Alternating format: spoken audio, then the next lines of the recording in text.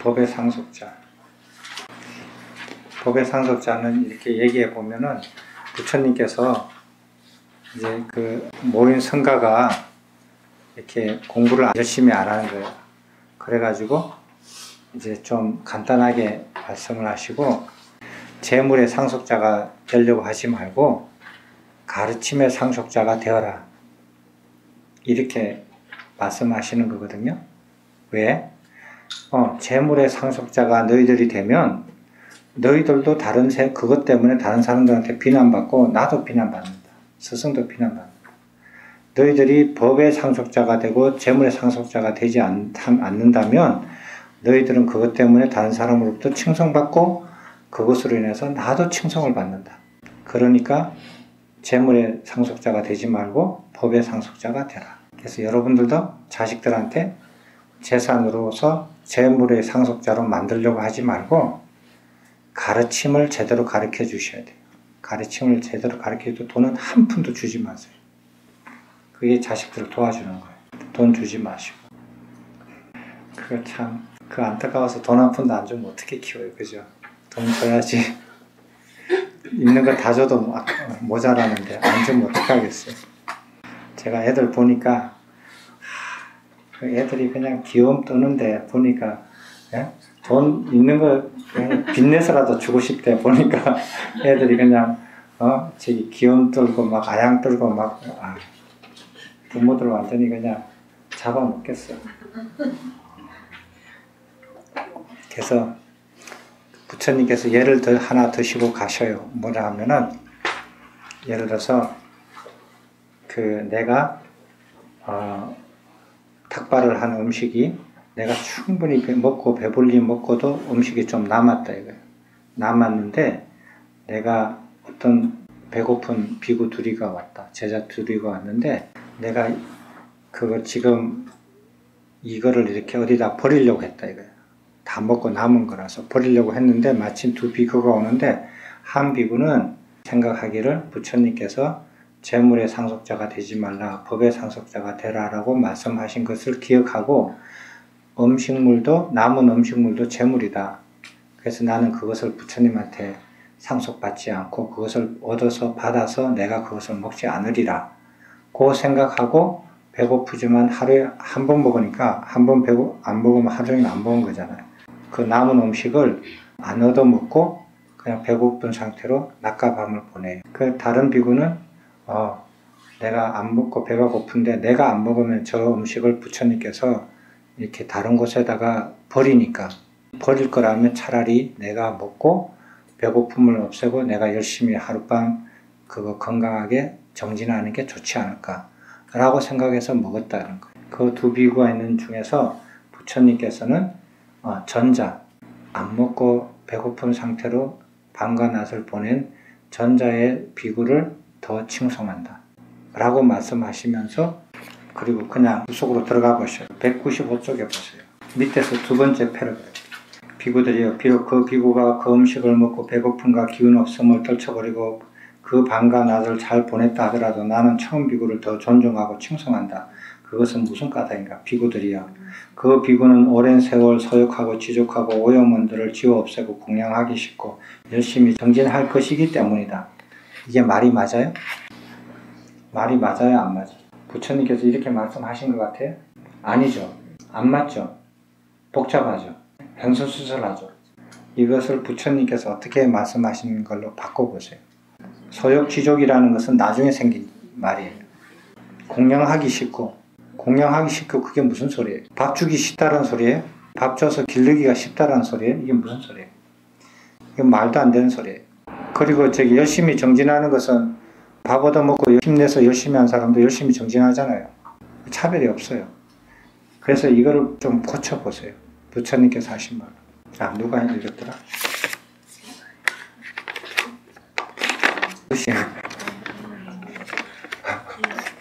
근데 그 비유도 좀 납득이 안 가요. 왜요? 그 비유에서 부처님이 안 받은 비구를 택하셨다는 것도 더 칭송한다. 네, 더 칭송한다. 더 존중하고 더 칭송한다. 받아 먹고 버릴 건데. 예. 먹고 열심히 수행하는 게. 두 번째 비구네. 이 비구가 두 번째 비구. 이 비구는 자다 깨나도 두 번째 비구. 그 합리적으로 말이 안 맞잖아요. 그거 버려서 개미한테 주고 뭐 그냥 버릴 거를 왜 안 먹어? 그 아까운 거를 내가 먹고 힘내서 그냥 하룻밤 열심히 정진하면 그게 더 낫지. 그렇게 생각하잖아요. 예. 그래서 이거를 이 말을 그 소리를 안 들어서 그래. 이 말을 고쳐봐요. 네. 이런 것들을 정확하게 고쳐서 읽어야 돼. 한번 하신 분. 그 타이핑하면서 이건 무슨 소리야? 이렇게 안 했어요? 이게 말이 돼? 이러면서 안 하셨어요? 이게 받아들여져요? 반장님처럼 이게 안 받아들이잖아요. 이 말이 안 받아들이면 다 반장님처럼 생각해요. 그 비유가 이해가 안 되고 도저히 이해가 안 되는 거예요. 이 말이. 이 근거가 안 되기 때문에. 한번 맞춰봐요. 거기 쳐다봐서 답이 안 나와요. 저기 한번 생각해. 자기가 부처님이라면 뭐라고 얘기하세요? 이 예를 들어서 밥 먹은 사람도 개를 어긋난 거 없어요. 부처님이 공양하는 시간에 남은 음식이니까 자기가 밥이 없으니까 그 밥을 얻어서 먹으면은 그것도 개에 어긋난 건 아니죠. 뭐라고 얘기해야 이 예가 그럴듯하고 이 말이 딱 맞아떨어지겠어요. 이 문장이 어설프게 바뀌었기 때문에 이 예가 부처님이 이상한 예를 든 사람이 되고 얘가 이해가 안 되고 말이 딱 안 떨어져요. 제일 이 경전에서 문제가 되는 것은 키포인트가 되는 것은 이 문장이 헷갈려가지고 전체 경전 내용이 조금 뒤틀려졌어요.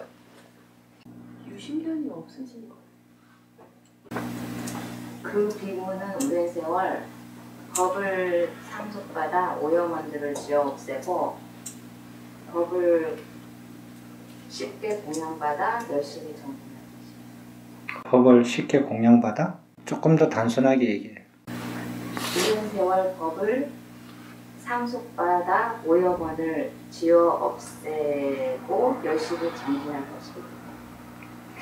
점점 좋아지네. 조금 더 단순한.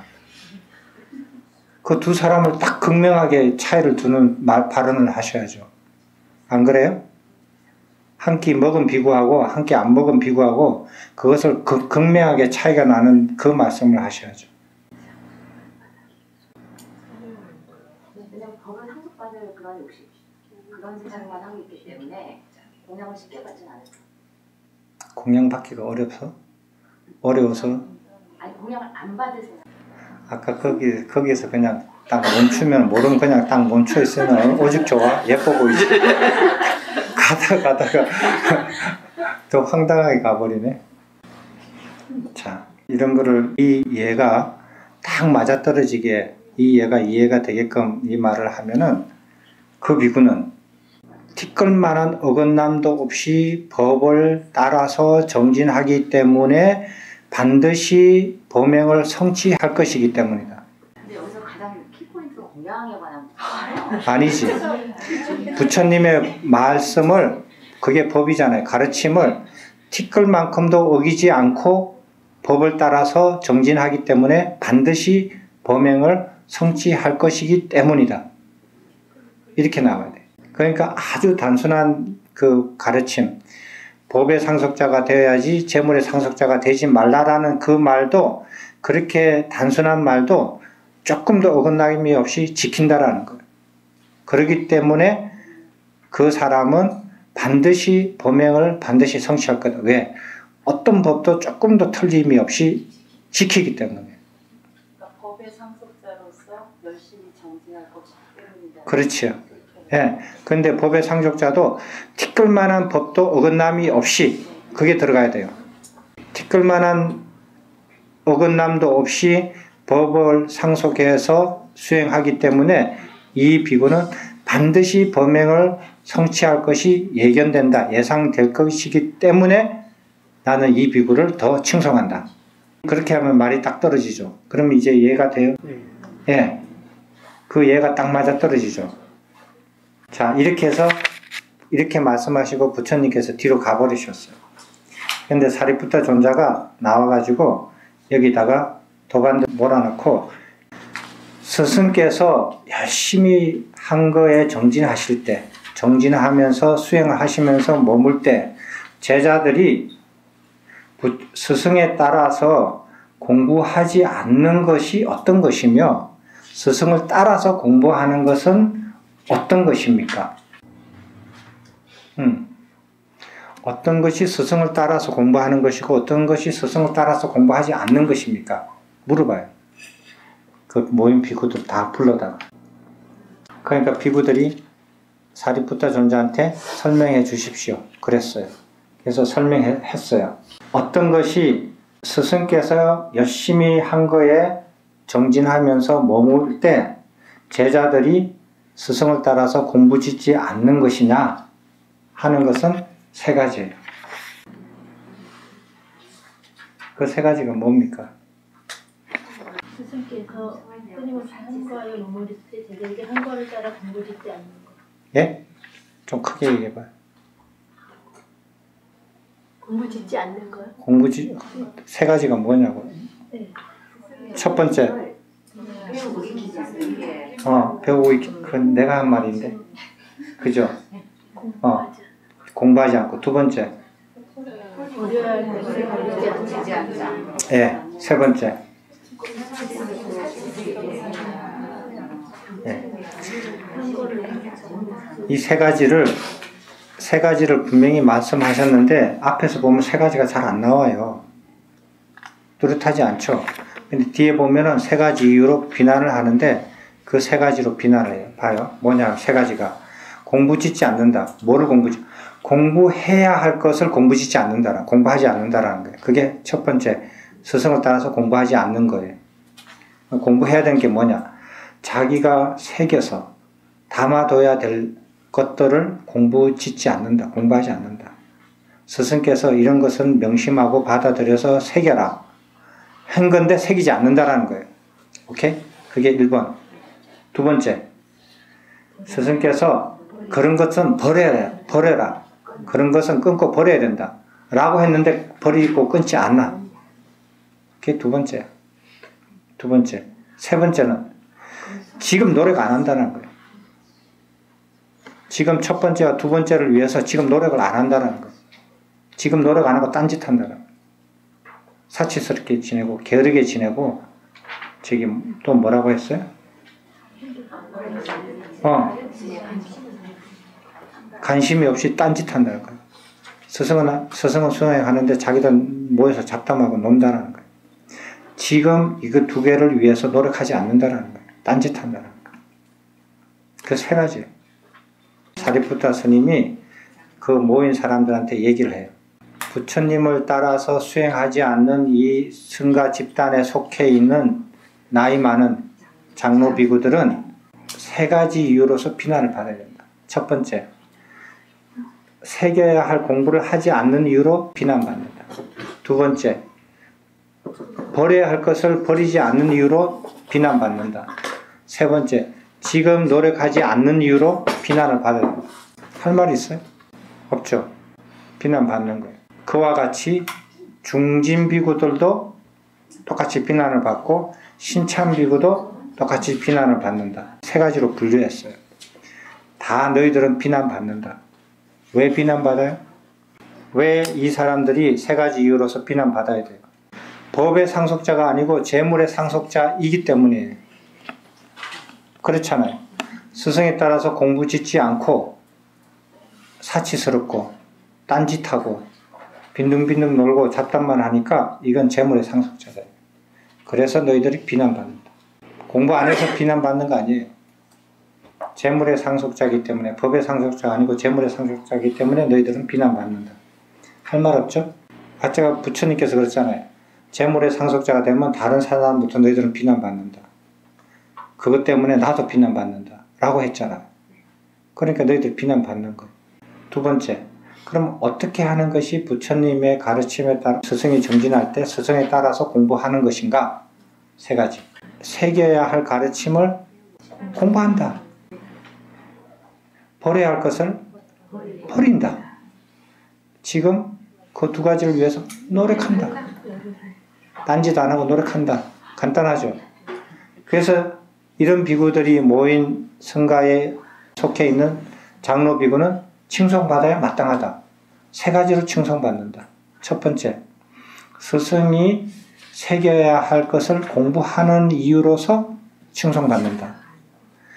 스승이 버려야 할 것을 버리는 것으로 칭송받는다. 세 번째, 이 두 가지를 위해서 지금 딴짓 안 하고 노력한다는 것으로 칭송받는다. 이렇게 세 가지로 칭송받는 이유는 법의 상속자이기 때문에 칭송받는다. 장로 비구뿐만 아니라 다른 비구들도 다 마찬가지다. 그렇게 딱 얘기하니까 말이 딱 떨어지죠? 부처님 말씀에 따라서 사리푸타 스님이 아주 똑부러지게 잘 말하셨어요. 근데 사리푸타 존자가 얘기를 해요. 자, 그러면 새겨야 할 가르침은 무엇이고 버려야 할 것은 무엇이냐 이거예요.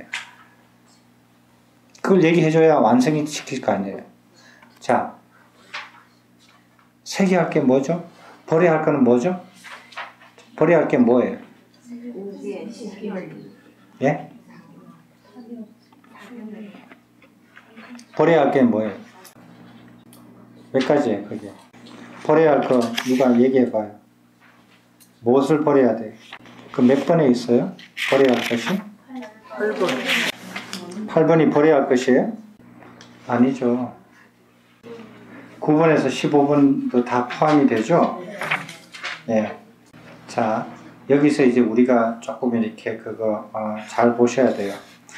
버려야 될 게 뭐가 있느냐 하면 8번부터 15번까지 그게 여기 보면은 9번부터 15번까지 보면 분노, 적의, 모욕, 약품, 질투, 임색, 속임수, 사기, 완고함, 뻔뻔스러움, 자만, 거만, 허영, 방일 이렇게 돼 있거든요. 근데 146에 그 보시면은 16가지가 나와 있어요. 16가지인데 두 개가 더 이렇게 들어가거든요. 두 개가 뭐냐 하면은 탐욕과 성냄이에요. 예, 성냄. 탐욕과 성냄 두 가지가 이렇게 들어가거든요. 그래서 탐욕과 성냄으로부터 허영과 방일까지 16개까지 오염원이거든요. 이게 이제 16가지 나와요. 16가지 나오는데 부처님의 가르침에는 이 16가지가 없어요. 없거든요. 없어서 이걸로 잘 면밀하게 봐야 돼요. 부처님 가르침과 충돌시키지 않으려면. 그래서 첫 번째 두 개가 탐욕과 악이에요. 그 탐욕이 감각적 오욕이에요. 감각적 오욕과 악이 이 두 가지예요. 두 가지를 버려야 된다. 이렇게 말씀을 하시거든요. 근데 두 가지를 두 가지를 버려야 되는데 감각적 오욕과 악의를 두 가지를 버려야 돼요. 이 두 가지를 버려야 되는데 여기 있는 분들이 이 두 가지를 버리기 이전에 버려야 할 것들이 더 많아요. 그래서 이 두 가지를 버려야 되는데 이 두 가지를 버리기 위해서 우선해서 먼저 버려야 될 것들이 쫙 14개를 그게 뭐냐면은 분노, 적의가 악이거든요. 분노, 적의. 그러니까 분노보다 더한 것, 분노보다 더한 나쁜 감정. 그 다음에 남을 얕보거나 남을 모욕. 이거는 수행이 아니에요. 이거는 좀 뭐랄까 좀 점잖은 사람도 안 하는 짓이에요. 그런데 이런 것들도 버려야 된다는 그런 차원이니까. 그 다음에 인색하고 질투하는 거. 자기가 인색하면 남들 가만 내버려둬야 되는데 자기가 인색하면 남한테 질투도 많이 해요. 오히려 더. 인색하고 질투하는 거. 그 다음에 속임수 치고 사기치는 거. 그 다음에 성격이 굉장히 고집센 거, 고집센 거, 완고함. 그 다음에 아주 뻔뻔스러운 거. 자만, 거만, 거드름 피우는 거. 알지도 못한 채. 거만 피우는 거. 그 다음에 허영, 막 허세 부리는 거. 그 다음에 게으름 피우는 거. 이런 거예요. 이런 거는 수행에도 못 미쳐요. 수행에도 못 미치고 일반 도덕 정도 수준에서 이미 다 해결돼야 하는 것들인데 이런 것들이 안 되면은 감각적 오욕과 악의를 못 버린다는 거. 그래서 이 16가지를 14가지와 2가지를 분리해야 돼요. 차원을. 그렇게 이해를 하셔야 돼요. 안 그러면은 뭐 10결이 있는데 5개가 있는데 이건 16가지 또 뭐야? 이렇게 헷갈릴 필요 없어요. 하고 저기하고 같은 말이에요. 같은 말인데 단어를 다르게 써요. 예.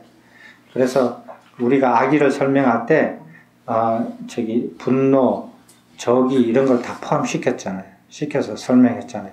낮은 단계부터 서서히 이렇게 높아가서 나중에는 분노하고 그 다음에 이렇게 폭력을 휘두르는 것까지 다 악의에 들어가죠. 그래서 감각적 오역과 악의를 떨쳐버리기 위해서 나머지 16가지를 기본적으로 떨쳐버려야 된다. 이것을 떨쳐버리지 못하면은 감각적 오역과 악의가 떨쳐버리기 어렵다. 네. 그걸 안 떨쳐버리고는 직접 떨쳐버리기 어렵다라는 거예요. 그래서 부처님 가르침 2개를 떨쳐버리기 위해서 나머지 16개를 기본적으로 그거는 해결하고 들어와야 된다라고 설명하시는 거예요. 되셨죠? 그렇게 이해하셔야 돼요. 그렇다면은 이것을 떨쳐버리는 것은 악의와 감각적 오역 2가지다. 이걸 떨쳐버리기 위해서 나머지 14개를 우선적으로 해야 된다. 이렇게 받아들이고, 그럼 3개 하는 건 뭐냐? 3개 하는 것은 중도다. 중도를 견지를 해야 된다. 그럼 중도가 뭐냐? 중도가 8정도다. 지금 중도는 사견을 여의는 것이고, 사견을 여의면은 그것이 고로 정견이다. 정견의 상태에서 생각하고 말하고 행동하는 게 정사유, 정업, 정업이다. 그리고 이런 정견의 상태에서 하루 일상생활을 다 하는 것이 정명이다. 그죠?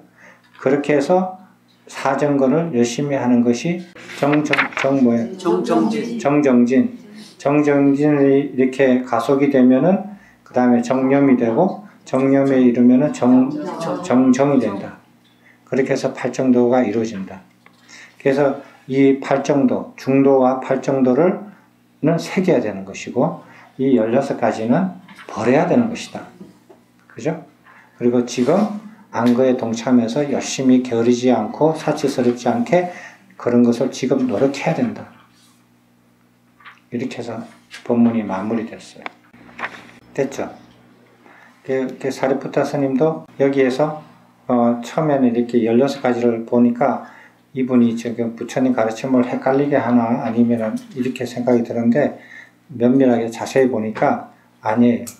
부처님 가르침을 2개를 버리기 위해서 나머지 14개를 그 부처님께서는 설하지 않는 내용들을 부처님께서 사기치는 것까지도 비구들한테 버리라고 하시겠어요?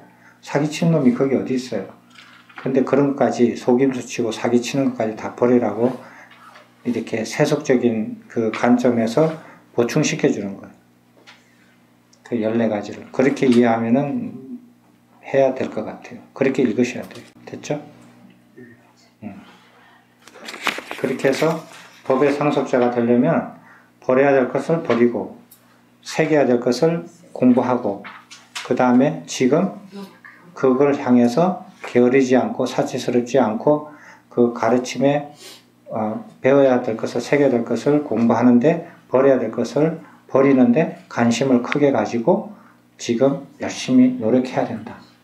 이렇게 하는 것이 법의 상속자다. 이렇게 하면 칭송받는다. 됐어요? 여기까지만 합시다. 다음에는 두려움과 공포. 오늘 하신 것에 대해서 질문 있으세요?